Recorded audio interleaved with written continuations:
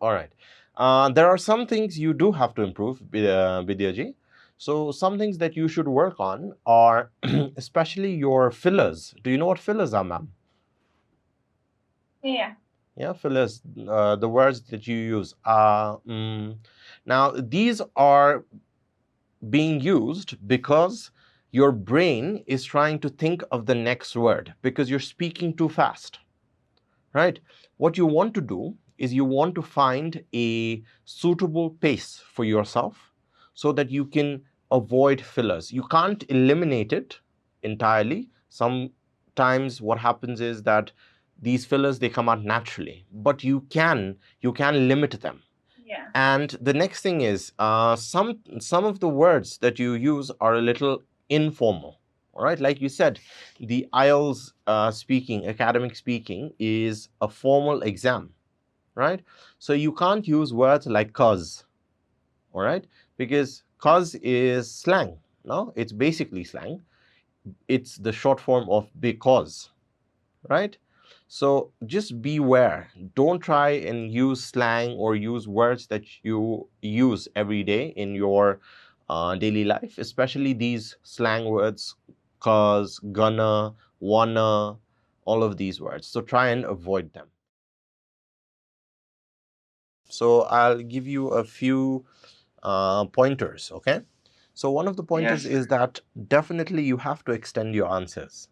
The answers for the first part also, like for the social media part, they were very, very short. Yes. Okay. So you have to Yes. extend them and you have to fully develop your answers. So for example, if I ask you which social websites you use, you should tell me which ones you use, why you use them, and why you don't use the other ones as well. Right? Yes. And Yes. for example, if I ask you how much time do you spend on social media websites, then you should tell me how much time you spend, when you spend the time, where you spend the time. For example, let's say I spend about 4 or 5 hours, sometimes 6 hours on a social media website. Why? Because part of my job as the IELTS coordinator is to look after the social media presence of our Ambition Guru IELTS page, and I monitor the posts. Usually I spend that time during my office hours, or sometimes, if need be, I spend them at home as well. So you can see there's a full extension of the answer as well. You can see there's a full development, right? So that's very necessary.